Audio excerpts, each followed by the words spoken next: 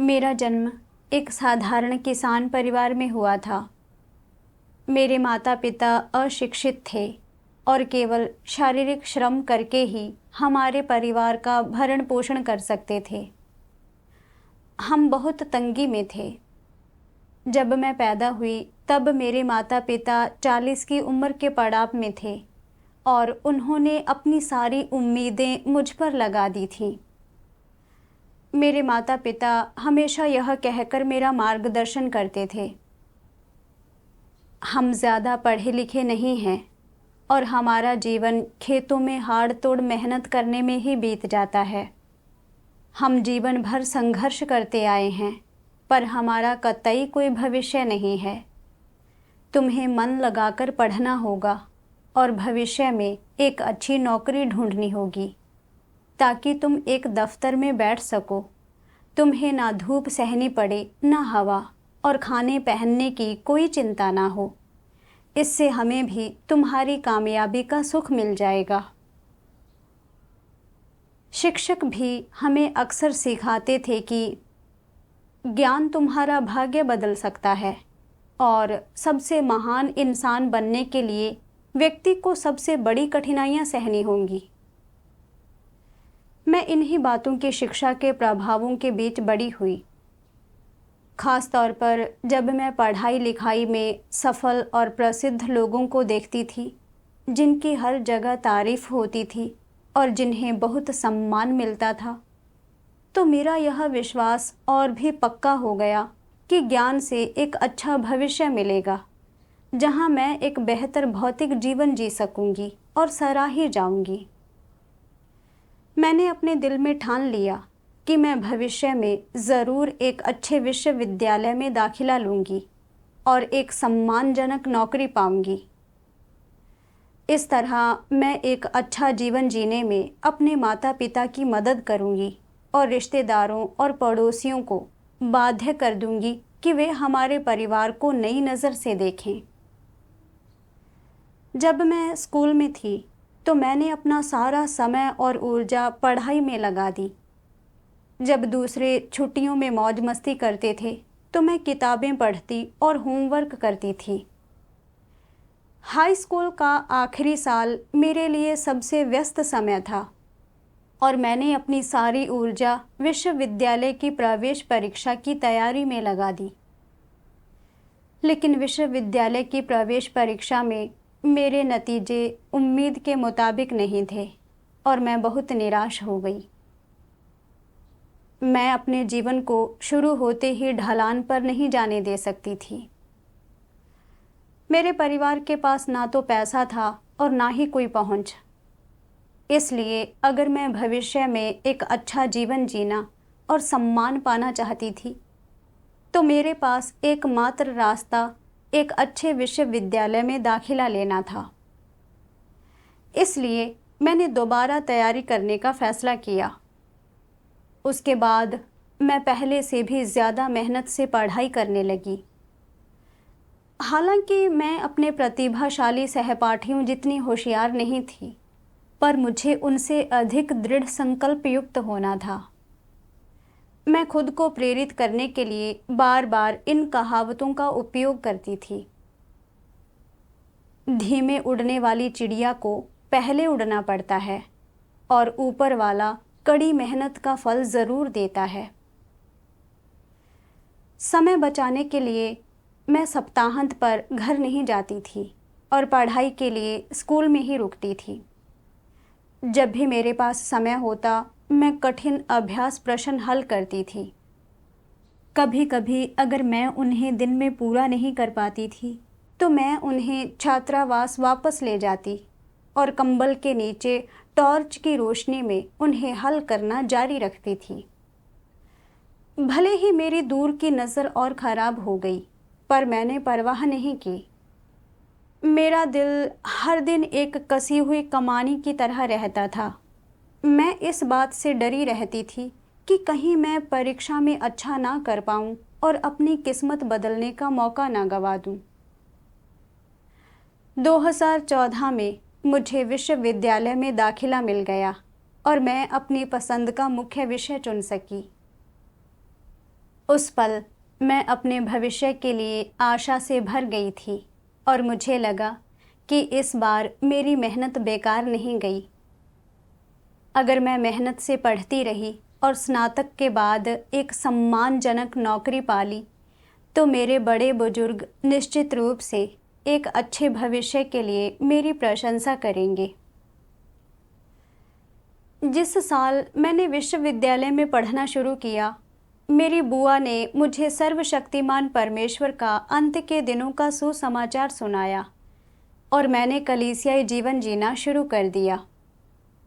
सभाओं के माध्यम से मैं समझ गई कि स्वर्ग, पृथ्वी और सभी चीज़ें परमेश्वर के द्वारा बनाई हुई हैं और परमेश्वर ही हर चीज़ पर प्रभुता रखता है और उसे नियंत्रित करता है। शैतान द्वारा भ्रष्ट किए जाने के बाद लोग और भी ज़्यादा दुष्ट और पतित हो गए और मानव जाति को बचाने के लिए परमेश्वर कार्य के 3 चरण करता आ रहा है। अंत के दिनों में वह लोगों का न्याय करने और उन्हें शुद्ध करने के वचन व्यक्त करने के लिए खुद देहधारी भी हुआ है। लोगों को पाप के बंधन से बचा रहा है और उन्हें एक अद्भुत मंजिल तक ला रहा है। मैंने सोचा कि किस तरह लाखों लोगों में से मैं उन कुछ भाग्यशाली लोगों में एक थी जिन्हें परमेश्वर की वाणी सुनने और उसका उद्धार पाने का मौका मिला है। मैं बहुत सम्मानित और उत्साहित महसूस कर रही थी। यह मेरे जीवन का सबसे बड़ा आशीष था। सभाओं में मैं अपनी बहनों को विश्वविद्यालय में मेरे साथ होने वाली बातें बताती थी और वे मेरी समस्याओं को लेकर मेरे साथ परमेश्वर के वचनों पर संगति करती थीं। कभी कभी वे मुझे नए लोगों को सींचने के लिए भी ले जाती थीं। जब मैं भाई बहनों के साथ संगति करती थी तो मैं खास तौर पर मुक्त और स्वतंत्र महसूस करती थी और मेरा दिल बहुत सहज महसूस करता था। बाद में मैंने सुना कि बहन मूचल ने विश्वविद्यालय से स्नातक होने के बाद पूर्णकालिक रूप से कर्तव्य निभाना शुरू कर दिया है। उस समय मैं चौंक गई और मन ही मन सोचने लगी, हालांकि बहन कम उम्र की है, लेकिन परमेश्वर के लिए खुद को खपाने का उसका संकल्प बहुत बड़ा है। मुझ में ऐसा संकल्प नहीं है। अगर मैं अपना कर्तव्य पूर्णकालिक रूप से निभाती हूँ और भविष्य में मेरे पास अच्छी नौकरी ना हुई तो क्या मेरे रिश्तेदार और दोस्त यह कहेंगे कि मैंने कुछ भी हासिल नहीं किया है? मुझे परमेश्वर में विश्वास करना चाहिए और साथ ही साथ विश्वविद्यालय भी जाना चाहिए। मैं ना केवल एक अच्छी नौकरी खोज पाऊंगी बल्कि मैं परमेश्वर के आशीष भी पा सकूंगी। मेरे दोनों हाथों में लड्डू होंगे। लेकिन फिर मैंने देखा कि बहन को परमेश्वर में विश्वास करते हुए ज़्यादा समय नहीं हुआ था, पर वह बहुत तेज़ी से प्रगति कर रही थी और वह हमारी किसी भी मुश्किल को लेकर हमारे साथ संगति और हमारी मदद कर पाती थी। खास तौर पर जब मैंने उसे यह बताते सुना कि कैसे एक सभा के दौरान जब पुलिस उसे गिरफ्तार करने दरवाजे पर आई तब वह परमेश्वर पर निर्भर रही और उसने उसकी अद्भुत सुरक्षा देखी, तो मैंने तहे दिल से सराहना और प्रशंसा महसूस की। मैं चिंतन करने लगी, यह सोचने लगी, बहन हर दिन कलीसिया में अपने कर्तव्य निभाती है और बहुत सारे सत्यों को समझती है। उसकी जीवन प्रगति इतनी तेज़ है। मैं एक ही समय में पढ़ाई भी कर रही हूँ और सभाओं में भी जा रही हूँ और मेरे पास साझा करने के लिए कोई आध्यात्मिक अनुभव नहीं है। ऐसा लगता है कि अगर मैं जीवन में प्रगति करना चाहती हूँ तो मुझे और अधिक कर्तव्य निभाने की ज़रूरत है। लेकिन अगर मैं बहन की तरह पूर्णकालिक रूप से कर्तव्य निभाऊं, तो मेरे पास पढ़ाई करने की ऊर्जा नहीं होगी। मैंने इतने सालों तक सिर्फ इसलिए इतनी मेहनत से पढ़ाई की है ताकि स्नातक होने के बाद मुझे एक अच्छी नौकरी मिल सके, खाने पहनने की कोई चिंता ना हो, मैं भविष्य में एक अच्छा जीवन जीने में अपने माता पिता की मदद कर सकूं और अपने रिश्तेदारों की नज़रों में सम्मानजनक भी दिखाई दूं और प्रतिष्ठा भी रखूं।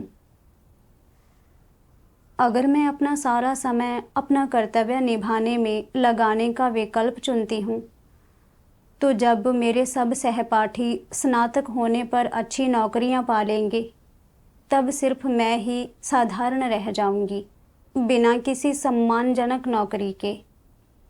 मेरे रिश्तेदार और दोस्त मेरे बारे में क्या सोचेंगे? जब मैंने यह सोचा, तो मैं अब अपना कर्तव्य पूर्णकालिक रूप से निभाना नहीं चाहती थी। छुट्टी से 1 महीने पहले एक बहन ने मुझसे पूछा, छुट्टियां जल्दी ही आने वाली हैं, आगे तुम्हारी क्या योजनाएं हैं? क्या तुम प्रशिक्षण लेने और अपना कर्तव्य निभाने के लिए तैयार हो? पहले तो यह सुनकर मैं बहुत उत्साहित हुई। मैं बहुत कम सत्य समझती थी, इसलिए कर्तव्य निभाने में प्रशिक्षण पाने और सत्य प्राप्त करने का यह एक उत्तम अवसर था। लेकिन फिर मैंने सोचा, अगर मैं एक बार अपना कर्तव्य निभाना शुरू कर देती हूँ और इसे विश्वविद्यालय के फिर से शुरू होने पर छोड़ देती हूँ, तो यह परमेश्वर के इरादे के अनुसार नहीं होगा। लेकिन अगर विश्वविद्यालय शुरू होने के बाद भी मैं अपना कर्तव्य करती रही, तो मेरी पढ़ाई पर निश्चित रूप से असर पड़ेगा। अगर मेरी रूममेट्स को पता चल गया कि मैं परमेश्वर में विश्वास करती हूँ और उन्होंने शिक्षक को बता दिया, तो शायद मुझे निकाल दिया जाएगा और तब मेरा सच में कोई भविष्य नहीं रहेगा। तब मैं अपने माता पिता का प्रतिफल कैसे चुका पाऊंगी? अगर मैं दूसरों जितना अच्छा नहीं कर पाई, तो मेरे रिश्तेदार मेरे बारे में क्या सोचेंगे? मुझे कैसे चुनना चाहिए? वापसी के रास्ते में मेरे दिल में उथल पुथल मची हुई थी। एक तरफ विश्वविद्यालय जाने का मेरा सपना था, जिसका मैं इतने सालों से इतनी मेहनत से पीछा कर रही थी। दूसरी तरफ एक सृजित प्राणी के रूप में अपना कर्तव्य निभाना था। मैं दोनों में से किसी को भी खोना नहीं चाहती थी। उस दौरान मेरा मन बहुत भारी रहता था और मैं नहीं जानती थी कि कैसे चुनूं। यह एहसास होने पर कि मेरी दशा गलत है, मैंने चुपचाप परमेश्वर से प्रार्थना की, प्रिय परमेश्वर, मैं जानती हूँ कि अपना कर्तव्य निभाना सार्थक है और मैं अपना कर्तव्य निभाना चाहती हूँ, लेकिन मेरा आध्यात्मिक कद बहुत छोटा है और मुझे चिंता है कि अगर मैं अपना कर्तव्य निभाती हूँ तो मेरी पढ़ाई प्रभावित हो जाएगी। मैं अंदर से कमज़ोर महसूस कर रही हूँ, लेकिन मैं यह मौका खोना नहीं चाहती। प्रिय परमेश्वर, अपना इरादा समझने में मेरा मार्गदर्शन करो। उस रात मैं बिस्तर पर करवटें बदलती रही, सो नहीं पाई। मैंने अपना फ़ोन चालू किया और परमेश्वर के वचनों का एक भजन सुना, जिसका शीर्षक है, तुम्हें परमेश्वर में विश्वास करने को एक प्रमुख मामले के रूप में लेना चाहिए। यदि तुम परमेश्वर में विश्वास करना चाहते हो, तुम परमेश्वर को प्राप्त करना और उसकी संतुष्टि प्राप्त करना चाहते हो, तो तुम्हें कुछ कठिनाई सहनी होगी और कुछ प्रयास करना होगा, अन्यथा तुम इन चीज़ों को प्राप्त नहीं कर पाओगे। भले ही तुम लोगों ने कई धर्मोपदेश सुने हैं, लेकिन सिर्फ सुनने का यह मतलब नहीं है कि वे तुम्हारे हैं। तुम्हें उन्हें आत्मसात करना होगा और उन्हें कुछ ऐसा बनाना होगा जो तुम्हारा हो। तुम्हें उन्हें अपने जीवन में आत्मसात करना होगा और उन्हें अपने अस्तित्व में लाना होगा। इन वचनों और धर्मोपदेशों को अपने जीवन की दिशा का मार्गदर्शन करने देना होगा। अपने जीवन को अस्तित्व के मूल्य और जीवित रहने के अर्थ से भरने देना होगा। इस तरह तुम्हारे लिए इन वचनों को सुनना सार्थक होगा। यदि मेरे द्वारा बोले गए वचन तुम्हारे रोजमर्रा के जीवन में कोई बड़ा बदलाव नहीं लाते या तुम्हारे जीवन में अस्तित्व का मूल्य नहीं जोड़ते, तो तुम उन्हें व्यर्थ में सुनते हो। तुम्हें परमेश्वर में विश्वास करने को अपने जीवन का एक प्रमुख मामला मानना चाहिए, जो भोजन, कपड़े या किसी और चीज से अधिक महत्वपूर्ण है। इस तरह तुम नतीजे हासिल करोगे। यदि तुम केवल अपने खाली समय में विश्वास करते हो, तुम विश्वास करने के लिए खुद को समर्पित नहीं करते और हमेशा भ्रमित रहते हो, तो तुम कुछ भी हासिल नहीं करोगे। परमेश्वर के वचनों का भजन सुनते हुए मैं इतनी भावुक हो गई कि अपने आंसू रोक ना सकी। मुझे लगा जैसे परमेश्वर ठीक मेरी बगल में है, मेरी प्रार्थनाएं सुन रहा है और मुझे मार्गदर्शन देने और प्रेरित करने के लिए अपने वचनों का उपयोग कर रहा है। मैं समझ गई कि परमेश्वर में विश्वास करना जीवन में सबसे महत्वपूर्ण बात है। भोजन, वस्त्र और आनंद से भी अधिक महत्वपूर्ण है और मेरी किसी भी संभावित प्रसिद्धि, लाभ या भविष्य से अधिक महत्वपूर्ण है। देह की हर चीज़ अस्थायी है। सत्य का अनुसरण करके और स्वभाव में बदलाव लाकर ही व्यक्ति बचाया जा सकता है और बचा रह सकता है। अपना कर्तव्य निभाना ही हमारे लिए सत्य पाने और सत्य वास्तविकता में प्रवेश करने का मार्ग है। अपने कर्तव्य निभाने में हम विभिन्न मुश्किलों और समस्याओं का सामना करेंगे और विभिन्न भ्रष्ट स्वभावों को प्रकट करेंगे, लेकिन यह हमें अपनी भ्रष्टता का समाधान करने के लिए सत्य को और अधिक खोजने को भी प्रेरित करता है।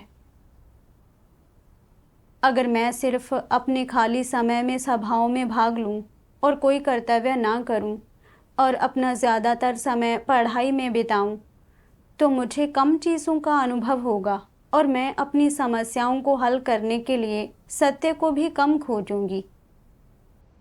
मैं सिर्फ कुछ सतही शब्दों और धर्म सिद्धांतों को ही समझूंगी और वास्तविकता में प्रवेश नहीं कर पाऊंगी।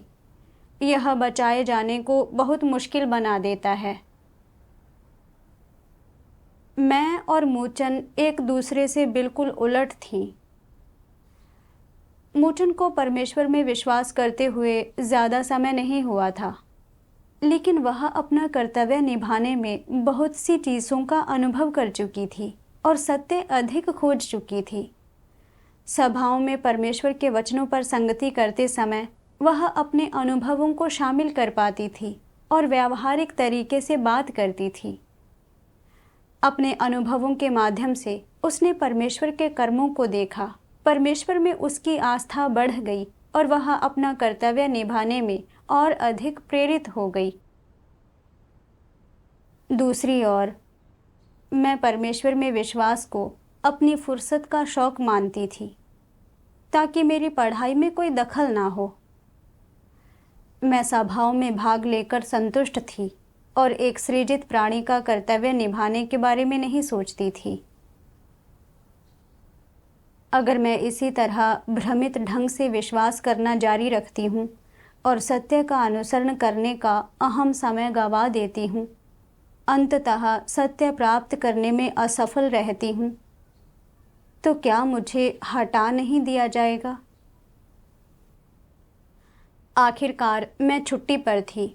मैं अपना कर्तव्य निभाने और सत्य प्राप्त करने के इस अवसर को हाथ से जाने नहीं दे सकती थी। इसलिए मैंने बहन से कहा कि मैं कर्तव्य निभाने का प्रशिक्षण लेने को तैयार हूँ। छुट्टियों के दौरान हमने मिलकर समूह सभाएं आयोजित की।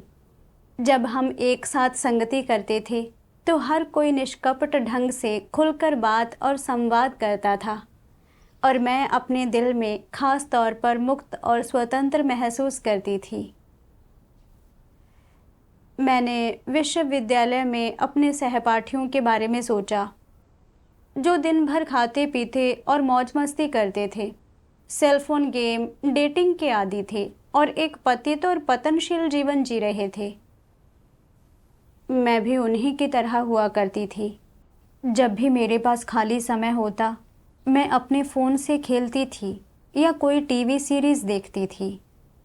मेरा ध्यान सार्थक अनुसरणों पर नहीं होता था, लेकिन सभाओं के माध्यम से और परमेश्वर के वचनों को खाने और पीने से मुझे यह एहसास हो चुका था कि ये बुरी प्रवृत्तियां मेरे दिल पर कब्ज़ा ही करेंगी और इसे परमेश्वर से बहुत दूर ले जाएंगी और ये मेरे जीवन के लिए कतई किसी फ़ायदे की नहीं थी।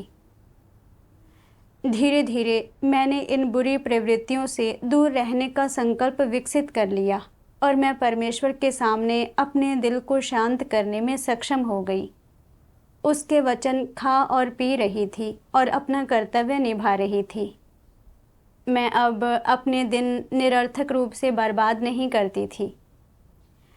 मुझे एहसास हुआ कि परमेश्वर में विश्वास करके, सत्य का अनुसरण करके और अपना कर्तव्य निभाकर ही मैं इन बुरी प्रवृत्तियों से दूर रह सकती हूँ और एक मूल्यवान और सार्थक जीवन जी सकती हूँ। जैसे जैसे सेमेस्टर शुरू होने का समय नज़दीक आ रहा था, मैं थोड़ी हिचकिचा रही थी। क्या मुझे अपनी पढ़ाई छोड़ देनी चाहिए और पूर्णकालिक रूप से अपने कर्तव्य निभाने चाहिए? मैंने यह कहते हुए मूचन से मार्गदर्शन मांगा। इस दौरान मुझे लगता है कि मैं अपना कर्तव्य निभाकर अधिक सत्य प्राप्त करती हूँ। मैं भी चाहती हूँ कि परमेश्वर के वचनों को और अधिक खाऊं और पीऊं और अपना कर्तव्य अच्छे ढंग से निभाऊं। लेकिन जब मैं यह सोचती हूँ कि भविष्य में मेरे पास एक अच्छी नौकरी नहीं होगी और मेरी कोई सराहना नहीं करेगा और मैं अपने माता पिता का प्रतिफल बेहतर तरीके से नहीं चुका पाऊंगी, तो मैं अपनी पढ़ाई छोड़ने का संकल्प खो देती हूँ। मेरी बहन ने मेरे साथ अपने अनुभव पर संगति की और मेरी मदद के लिए परमेश्वर के प्रासंगिक वचन ढूंढे। सर्वशक्तिमान परमेश्वर कहता है, लोगों के ज्ञान प्राप्त करने की प्रक्रिया के दौरान सभी प्रकार के तरीके इस्तेमाल करके, चाहे वह कहानियाँ सुनाना हो, बस उन्हें कुछ ज्ञान देकर या उन्हें अपनी इच्छाएं या आकांक्षाएं पूरी करने देकर, शैतान लोगों को किस मार्ग पर ले जाना चाहता है। लोगों को लगता है कि ज्ञान अर्जित करने में कुछ भी गलत नहीं है, यह पूरी तरह स्वाभाविक और न्यायोचित है। इसे आकर्षक ढंग से प्रस्तुत करें तो ऊंची आकांक्षाएं रखने या महत्वाकांक्षाएं होने का मतलब दृढ़ संकल्प होना है और यही जीवन में सही मार्ग होना चाहिए। अगर कोई अपने जीवन काल में अपनी आकांक्षाएं पूरी कर सके या सफल करियर बना सके, तो क्या यह जीने का अधिक शानदार तरीका नहीं है? इस तरह व्यक्ति न केवल अपने पूर्वजों का सम्मान कर सकता है, बल्कि आने वाली पीढ़ियों के लिए अपनी छाप छोड़ने का मौका भी पा सकता है। क्या यह अच्छी बात नहीं है? सांसारिक लोगों की दृष्टि में यह एक अच्छी बात है और उनकी निगाह में यह उचित और सकारात्मक होनी चाहिए। लेकिन क्या शैतान अपने दुर्भावनापूर्ण इरादों के साथ लोगों को ऐसे मार्ग पर ले जाता है और बस इतना ही होता है? बिल्कुल नहीं।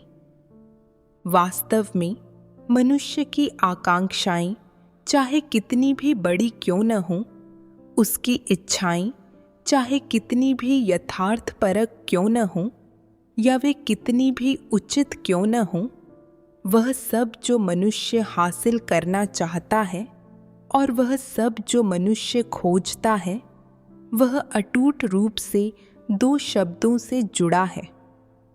ये दो शब्द हर व्यक्ति के लिए उसके संपूर्ण जीवन में अत्यंत महत्वपूर्ण हैं और ये ऐसी चीज़ें हैं जिन्हें शैतान मनुष्य के भीतर बैठाना चाहता है। वे दो शब्द कौन से हैं? वे हैं प्रसिद्धि और लाभ। शैतान एक बहुत ही सौम्य तरीका चुनता है, एक ऐसा तरीका जो मनुष्य की धारणाओं के बहुत ही अनुरूप है और जो बहुत आक्रामक नहीं है, ताकि वह लोगों से अनजाने में ही जीवित रहने के अपने साधन और नियम स्वीकार करवा ले, जीवन लक्ष्य और जीवन की दिशाएं विकसित करवा ले और जीवन की आकांक्षाएं रखवाने लगे। अपने जीवन की आकांक्षाओं के बारे में लोगों के वर्णन कितने ही आडंबरपूर्ण क्यों न लगते हों, ये आकांक्षाएं हमेशा प्रसिद्धि और लाभ के इर्द गिर्द घूमती हैं।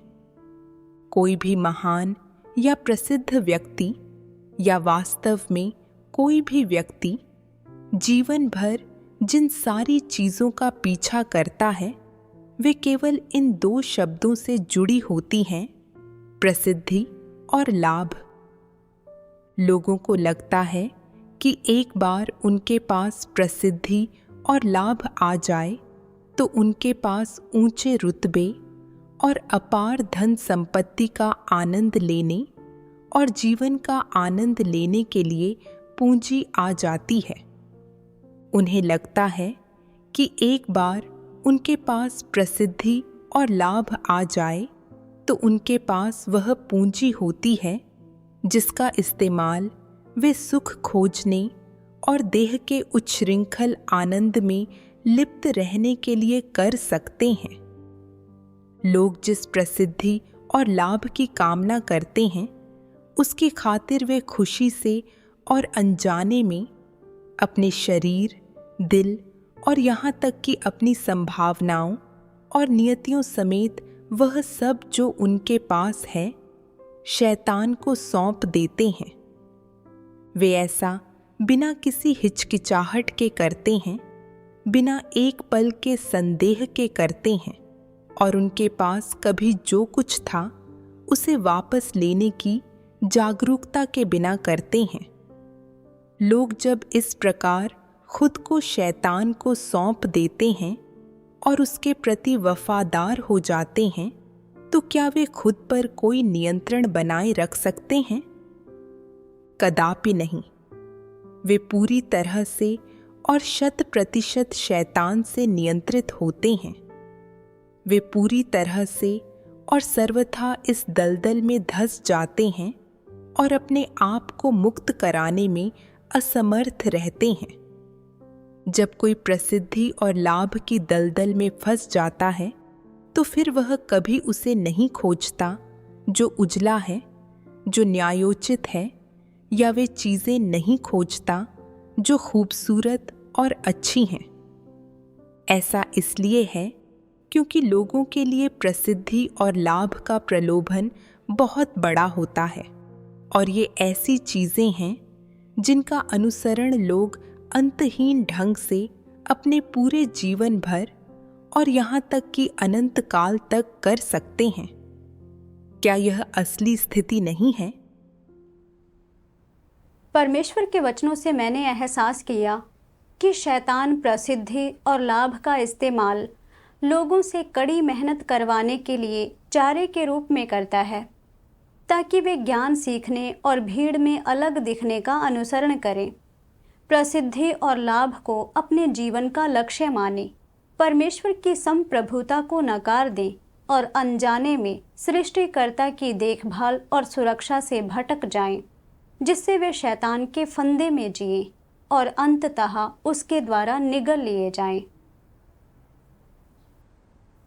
मुझे शैतान ने बहुत भारी क्षति पहुंचाई थी। छोटी उम्र से ही मुझे घर और स्कूल में सिखाया गया था कि ज्ञान तुम्हारा भाग्य बदल सकता है और सबसे महान इंसान बनने के लिए व्यक्ति को सबसे बड़ी कठिनाइयां सहनी होंगी। मेरा मानना था कि अकादमिक उपलब्धि तुम्हें बाकी लोगों से ऊपर उठा सकती है, तुम्हारे पूर्वजों को सम्मान दिला सकती है, तुम्हें दूसरों की प्रशंसा दिलवा सकती है। मैंने देखा कि मेरे माता पिता कैसे अशिक्षित थे और केवल कड़ी शारीरिक मेहनत से ही परिवार का पेट पाल सकते थे। यह ना केवल थकाकर चूर कर देने वाला था, कोई उनका आदर भी नहीं करता था। मुझे लगता था कि अपना जीवन इस तरह जीने में कोई मूल्य नहीं है और अकादमिक ज्ञान हासिल करके और भविष्य में एक सम्मानजनक नौकरी पाकर ही मैं अपना जीवन बदल पाऊंगी और अपने रिश्तेदारों और दोस्तों से सराही जाऊंगी। अपनी आकांक्षाओं को पूरा करने के लिए मैंने दिन रात पढ़ाई की और जब विश्वविद्यालय की प्रवेश परीक्षा में मेरा पहला प्रयास उम्मीद के मुताबिक नहीं रहा तो मैंने दोबारा तैयारी करने का फैसला किया और पहले से भी ज़्यादा मेहनत की। यहाँ तक कि जब छात्रावास में बत्तियाँ बंद कर दी जाती थी तब भी मैं कंबल के अंदर अध्ययन सामग्री पढ़ने के लिए टॉर्च की रोशनी का उपयोग करती थी।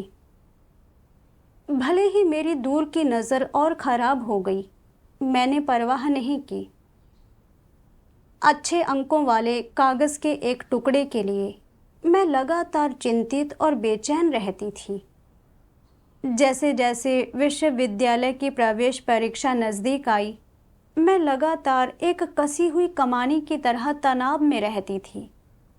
परीक्षा में असफल होने और अपनी एकमात्र जीवन रेखा खोने के डर से सहमी रहती थी। मुझे उलझन और पीड़ा भी महसूस हुई, लेकिन मैं इनसे बचने में असमर्थ थी। मैं बस इन बुरी प्रवृत्तियों के साथ बह सकती थी।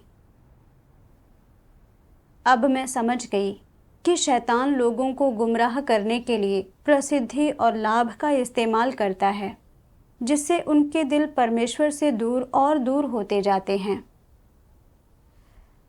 मुझे याद आया कि कैसे मेरे रिश्तेदार ने मुझे विश्वविद्यालय में दाखिला मिलने के बाद सुसमाचार सुनाया था।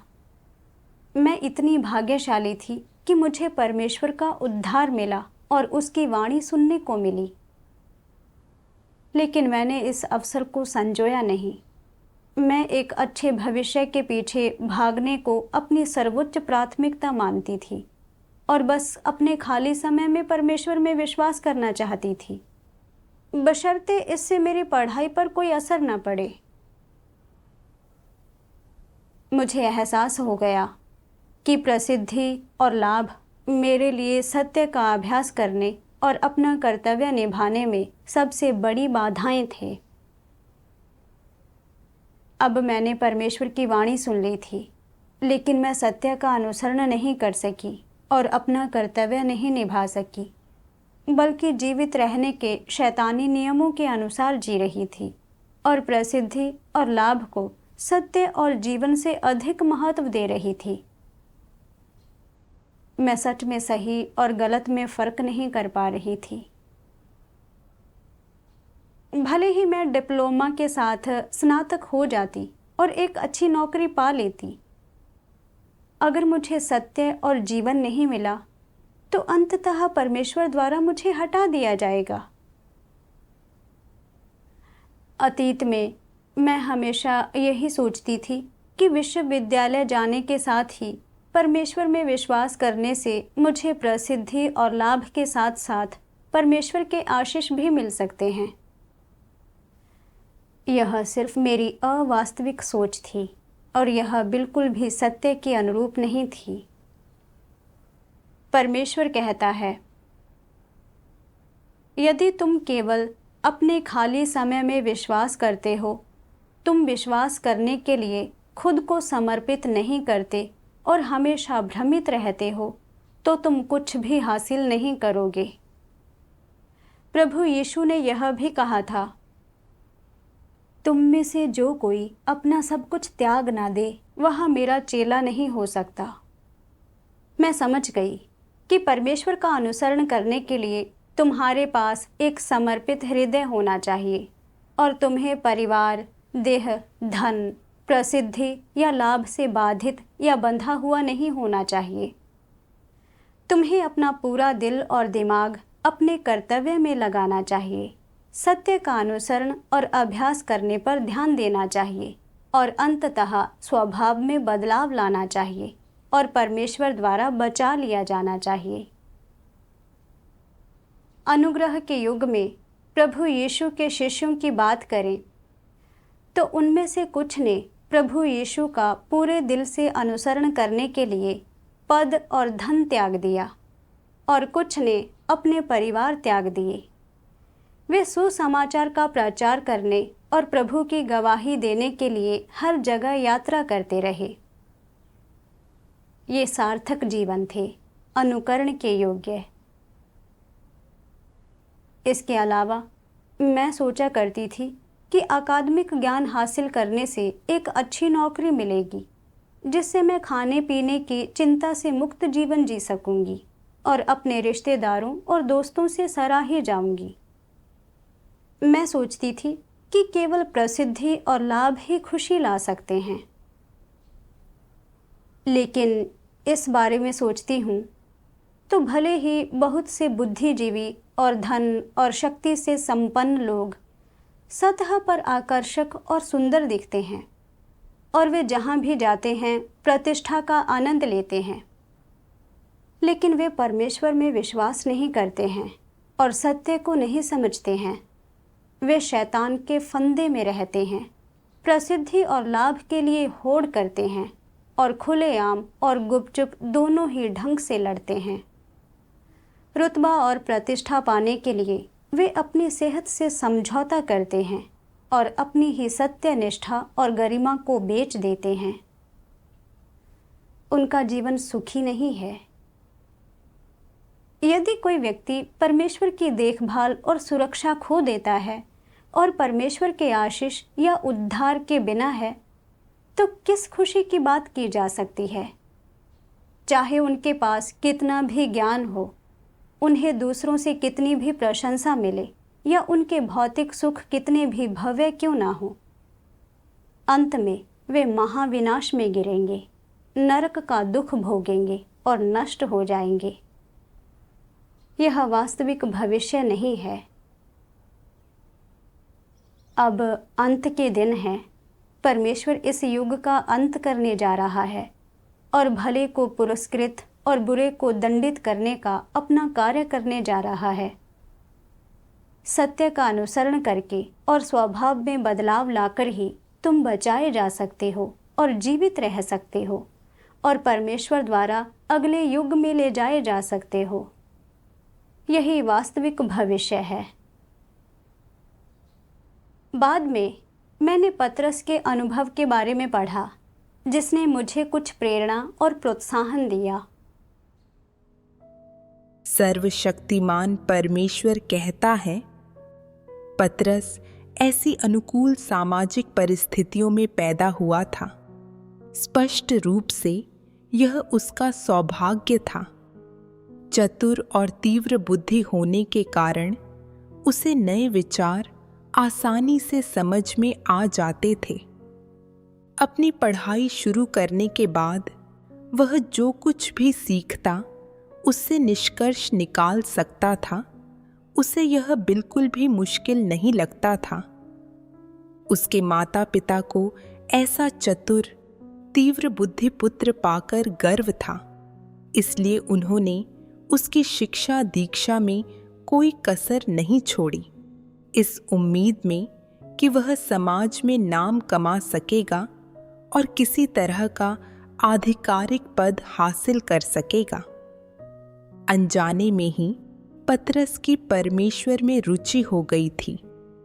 इस प्रकार 14 साल की उम्र में जब वह हाई स्कूल में था तो उसे प्राचीन यूनानी संस्कृति के प्रति, जिसका वह अध्ययन कर रहा था, गहरी अरुचि महसूस हुई। विशेष रूप से उसे प्राचीन यूनानी इतिहास के काल्पनिक पात्रों और मनगढ़ंत घटनाओं से और भी अधिक घृणा हो गई। तब से पतरस, जिसने अभी अभी अपनी युवावस्था के वसंत में प्रवेश किया था, मानव जीवन पर शोध करने और समाज से जुड़ने लगा। उसने अपने ज़मीर के आधार पर अपने माता पिता के प्रयासों का प्रतिफल नहीं चुकाया, क्योंकि उसने स्पष्ट रूप से देखा कि सभी लोग आत्म धोखे की दशा में जी रहे थे।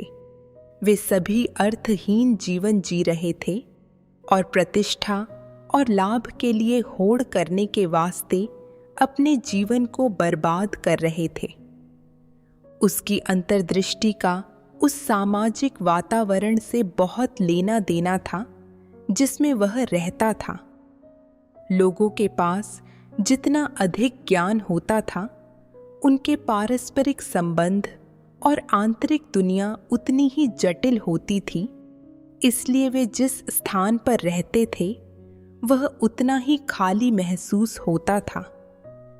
इन परिस्थितियों में पतरस अपना खाली समय हर जगह जाकर लोगों से मिलने में बिताता था, जिनमें से अधिकांश धार्मिक हस्तियां होती थीं। उसे अपने दिल में अस्पष्ट रूप से यह महसूस होता था कि शायद धर्म मानव संसार की विभिन्न पहेलियों को स्पष्ट कर सकता है। इसलिए वह अक्सर अपने माता पिता को बताए बिना सेवाओं में भाग लेने के लिए अपने घर के पास एक सभा घर में जाता था। कुछ ही समय बाद पतरस, जो हमेशा अच्छे चरित्र का था और पढ़ाई में उत्कृष्ट था, स्कूल जाने से बेहद घृणा करने लगा। अपने माता पिता की निगरानी में उसने अनिच्छा से हाई स्कूल पूरा किया, जिसके बाद ज्ञान के सागर से तैरकर किनारे पर आकर उसने एक गहरी सांस ली। तब से वह हर शिक्षा और नियंत्रण से मुक्त था। पतरस के अनुभव से मैंने देखा कि पतरस का दिल मासूम था और वह सकारात्मक चीज़ों से प्यार करता था। उसने छोटी उम्र में ही जीवन के बारे में सोचना शुरू कर दिया था। समाज के साथ मेलजोल के माध्यम से उसने यह एहसास कर लिया कि लोग अपना जीवन प्रसिद्धि और लाभ के लिए जीते हैं, और कोई व्यक्ति जितना ज़्यादा ज्ञान हासिल करता है, उसका मन उतना ही ज़्यादा जटिल और भ्रष्ट हो जाता है। उसने समाज के अंधकार और दुष्टता को भी स्पष्ट रूप से देखा और यह पहचाना कि प्रसिद्धि, लाभ और रुतबे का अनुसरण करना व्यर्थ है। उसने अपने माता पिता की इन इच्छाओं का अनुसरण नहीं किया कि वह भीड़ से अलग दिखने का प्रयास करे और समाज में किसी प्रकार का आधिकारिक पद हासिल करे। इसके बजाय उसने दृढ़ता से अपनी पढ़ाई छोड़ दी। वह परमेश्वर में आस्था के मार्ग पर चला और बाद में उसने प्रभु यीशु का अनुसरण किया। उसने अपना जीवन परमेश्वर को समझने की कोशिश में बिताया। हर चीज़ में परमेश्वर का इरादा खोजा और परमेश्वर के वचनों के माध्यम से अपनी कमियों और खामियों को समझा। अंततः वह मृत्यु की कगार तक परमेश्वर के प्रति समर्पण और उससे अत्यंत प्रेम करने में कामयाब रहा। उसने परमेश्वर का अनुमोदन प्राप्त किया। इसके विपरीत मैं चीज़ों की असलियत नहीं देख सकी और प्रसिद्धि और लाभ के अपने अनुसरण के कारण मैं एक सृजित प्राणी का कर्तव्य निभाने की इच्छुक नहीं थी। सिर्फ अपने खाली समय में विश्वास करके ही संतुष्ट थी। अगर मैं अंत तक इसी तरह विश्वास करती रही तो यह सब व्यर्थ हो जाएगा। मुझे पतरस के उदाहरण का अनुसरण करना था और अपने व्यक्तिगत भविष्य को त्यागना था और सकारात्मक चीज़ों का अनुसरण करने की पहल करनी थी। विश्वविद्यालय में अपने समय के दौरान मैंने देखा कि चीनी कम्युनिस्ट पार्टी के शासन के तहत विश्वविद्यालय नास्तिक शिक्षा के अड्डे हैं। हर कोई निस्सारता का अनुसरण करता है और बुराई के लिए लालायित रहता है और छात्रों के खाने पीने, मौज मस्ती करने या लड़ने झगड़ने की कोई परवाह नहीं करता। जबकि जो लोग परमेश्वर में विश्वास करते हैं और सही मार्ग पर चलते हैं, उनका उत्पीड़न किया जाता है। विश्वविद्यालय परमेश्वर की निंदा और बदनामी करने के लिए निराधार अफवाहें भी फैलाते हैं, लोगों को उससे दूर कर देते हैं और उसके साथ विश्वासघात कराते हैं।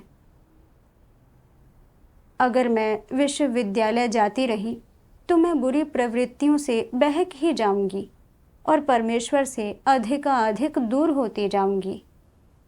अंततः मैं महाविनाश में गिरूंगी और नष्ट हो जाऊंगी। केवल परमेश्वर ही लोगों को सही मार्ग दिखा सकता है और सत्य को समझकर ही कोई मानव के समान अधिक जी सकता है। मैं अपना कर्तव्य निभाने और परमेश्वर को संतुष्ट करने का विकल्प चुनने को तैयार थी। लेकिन जब मैं वाकई अपनी पढ़ाई त्यागने का फैसला करने वाली थी, तो मेरे मन में अभी भी कुछ शंकाएं थीं। एक बार मैं अपना सारा समय अपने कर्तव्यों में लगाने का फैसला कर लेती हूँ, तो मैं अपने माता पिता का ख्याल रखने के लिए पैसे नहीं कमा पाऊँगी।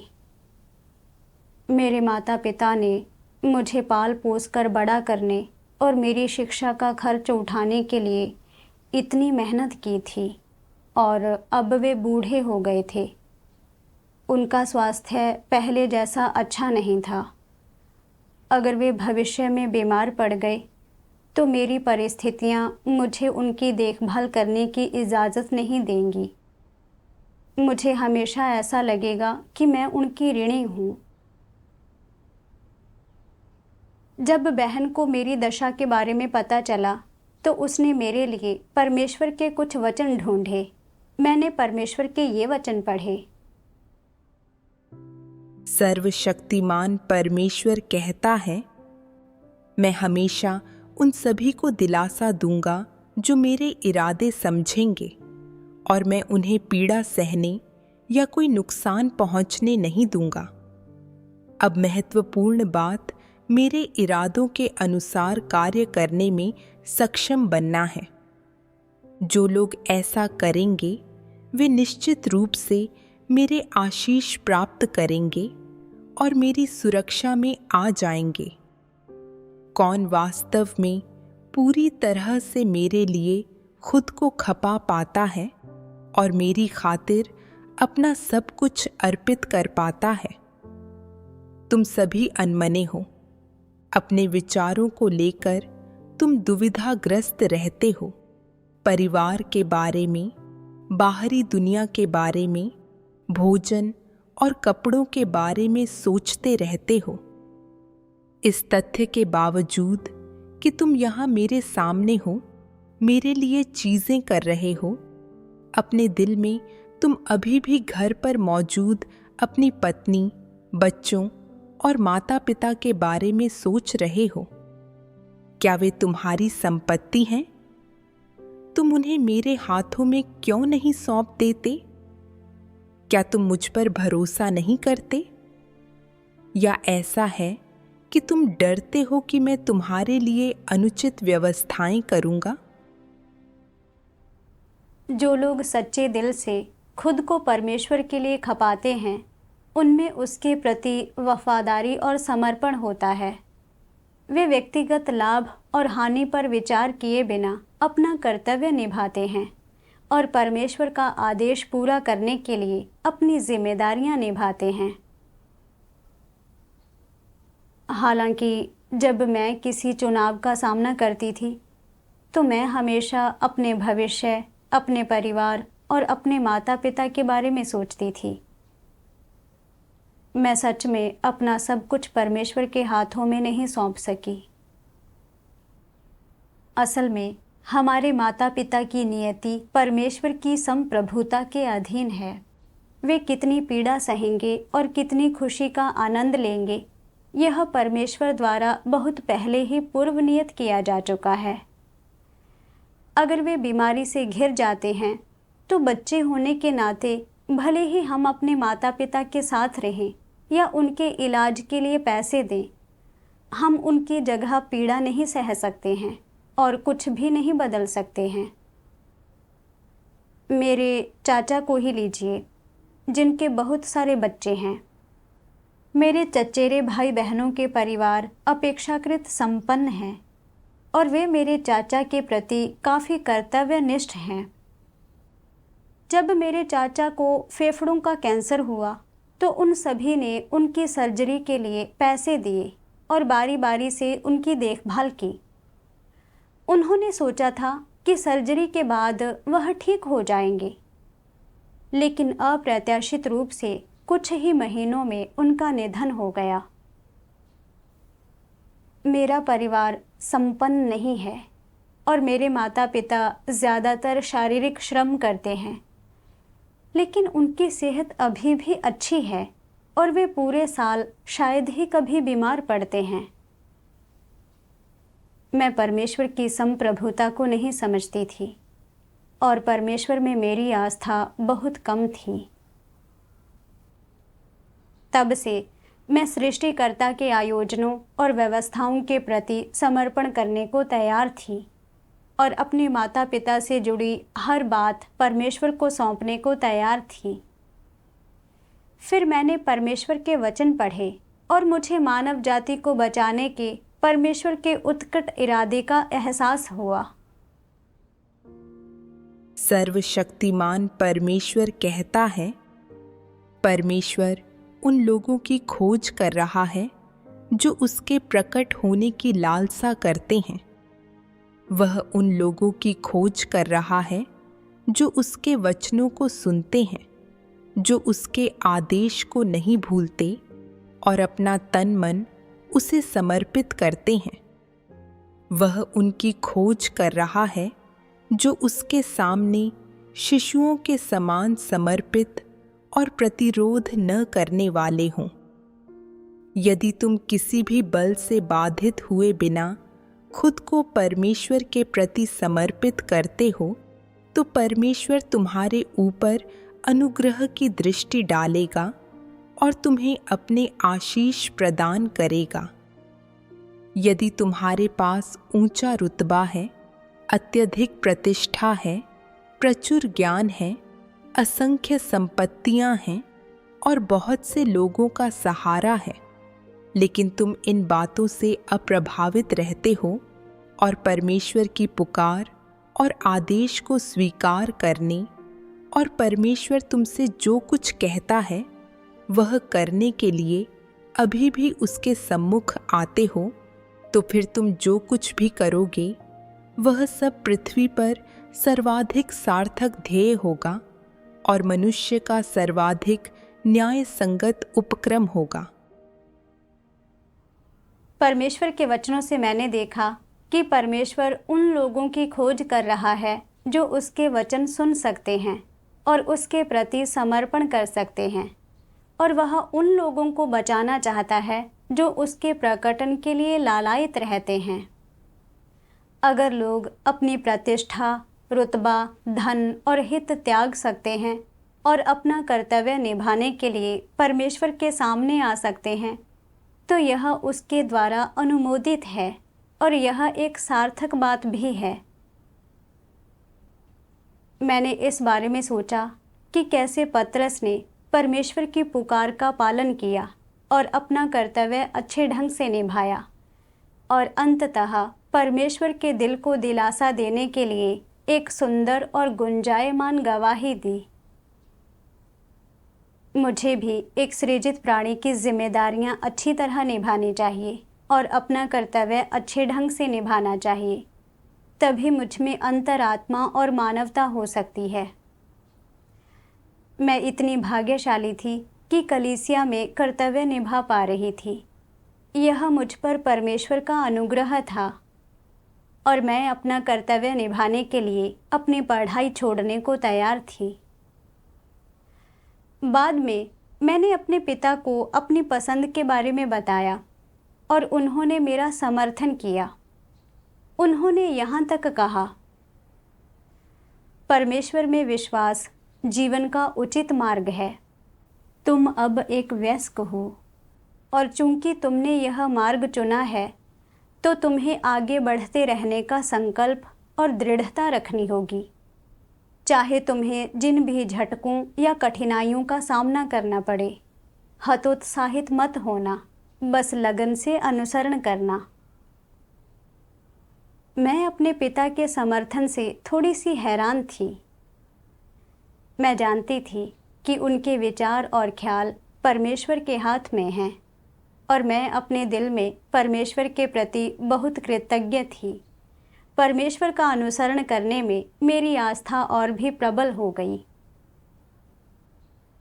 नया सेमेस्टर शुरू होने के बाद मैंने पढ़ाई छोड़ने के लिए अपने स्कूल को अर्जी दी। मेरे शिक्षक को समझ नहीं आया कि मैं एक अच्छे विश्वविद्यालय को क्यों छोड़ रही हूँ और वह यह कहते हुए मुझे मनाने की कोशिश करते रहे, तुम्हें इसके बारे में ध्यान से सोचना होगा। तुम्हारे माता पिता ने तुम्हें विश्वविद्यालय भेजने के लिए बहुत मेहनत की है और तुम्हारे लिए दाखिला पाना आसान नहीं था। अगर तुम अब छोड़ दोगी तो भविष्य में तुम्हारे पास कभी भी एक स्थिर नौकरी नहीं होगी। तुम्हें दूरदर्शी होना होगा और अदूरदर्शी नहीं बनना चाहिए। जब मैंने शिक्षक को यह कहते सुना कि मुझे दूरदर्शी होना चाहिए तो मेरा दिल धक से रह गया। मैंने सोचा, हाँ, एक बार जब मैं यह निर्णय ले लूँगी तो मेरे पास कभी भी एक सम्मानजनक नौकरी नहीं होगी। तब मुझे ना तो दूसरों से सराहना मिलेगी और ना ही मुझे देह के सुख मिलेंगे। मैंने महसूस किया कि मेरी मानसिकता सही नहीं थी, इसलिए मैंने तुरंत अपने दिल में परमेश्वर से प्रार्थना की। इस पल मुझे परमेश्वर के वचन स्पष्ट रूप से याद आए। मेरे लोगों को शैतान के कुटिल कुचक्रों से हर समय सावधान रहना चाहिए। मैं जानती थी कि यह परमेश्वर का मुझे याद दिलाना था। बाहर से ऐसा लग रहा था कि मैं सिर्फ अपने शिक्षक के साथ बातचीत कर रही हूँ, लेकिन असल में इसके पीछे शैतान की साजिश छिपी हुई थी। शैतान ने शिक्षक का इस्तेमाल कुछ ऐसी बातें कहने के लिए किया जो मेरे हित में लग रही थी। मुझे परमेश्वर से दूर जाने और अपना कर्तव्य छोड़ने के लिए ललचाया। शैतान सच में कितना नीच है। मैंने यह भी सोचा। शिक्षक ने कहा कि मुझे अदूरदर्शी नहीं बल्कि दूरदर्शी होना चाहिए। अदूरदर्शी होना और दूरदर्शी होना वास्तव में क्या है? अगर मैं एक उच्च स्तरीय डिग्री, एक अच्छी नौकरी और दूसरों से सराहना के पीछे भागती हूँ, लेकिन ना अपना कर्तव्य अच्छे ढंग से निभा सकती हूँ, ना ही सत्य प्राप्त कर सकती हूँ, तो जब परमेश्वर का कार्य समाप्त हो जाएगा, मुझे कुछ भी हासिल नहीं होगा। इसी को अदूरदर्शी होना कहते हैं। परमेश्वर का अनुसरण करना और एक सृजित प्राणी के कर्तव्यों को अच्छे ढंग से निभाना और स्वभाव में बदलाव लाने और परमेश्वर द्वारा बचाए जाने के लिए सत्य का अनुसरण करना, यही सबसे सही विकल्प है और यही सच्ची दूरदर्शिता है। फिर मैंने दृढ़ता से उत्तर दिया। विश्वविद्यालय छोड़ने का मेरा निर्णय पल भर का आवेग नहीं था। मैंने इस पर लंबे समय तक विचार किया है और मुझे इसका पछतावा नहीं होगा। शिक्षक ने देखा कि वह मुझे मना नहीं सका और उसने असहाय होकर अपना सिर हिलाया। उसने विश्वविद्यालय से मेरा नाम काटने की प्रक्रिया पूरी की। जिस क्षण मैंने परिसर से बाहर कदम रखा, मुझे बेहद खुशी महसूस हुई, क्योंकि अब मुझे सभाओं में भाग लेने या अपना कर्तव्य निभाने के लिए अपने शिक्षकों या सहपाठियों से बाधित नहीं होना पड़ेगा। ऐसा लगा जैसे मेरे कंधों से एक भारी बोझ उतर गया हो। मुझे लगा जैसे मैं एक पिंजरे से निकली चिड़िया हूँ, नीले आसमान के आगोश में लौट रही हूँ। उसके बाद मैंने अपना सारा समय खुद को अपने कर्तव्यों में झोंकने में लगा दिया। मैं भाई बहनों के साथ हर दिन सभाओं में भाग लेती थी और अपना कर्तव्य निभाती थी। बहुत ही सहज और शांत महसूस करती थी। अपना कर्तव्य निभाने की प्रक्रिया में मैंने बहुत से भ्रष्ट स्वभाव प्रकट किए। उदाहरण के लिए, अपना कर्तव्य निभाने में मैं त्वरित लाभों के लिए व्यग्र रहती थी, अनमनी रहती थी और दैहिक सुखों में लिप्त रहती थी। मैंने कुछ काट-छाँट, झटके और अनुशासन का भी अनुभव किया। मैंने अपने भ्रष्ट स्वभावों की कुछ समझ प्राप्त की और कुछ बदलाव भी हासिल किए। ये लाभ ऐसे नहीं थे जो मैं विश्वविद्यालय में पढ़ाई के दौरान हासिल कर सकती थी। मैं परमेश्वर को धन्यवाद देती हूँ कि वह मुझे प्रसिद्धि और लाभ के अनुसरण के दलदल से खींचकर बाहर ले आया और मुझे जीवन के उचित मार्ग पर ले गया।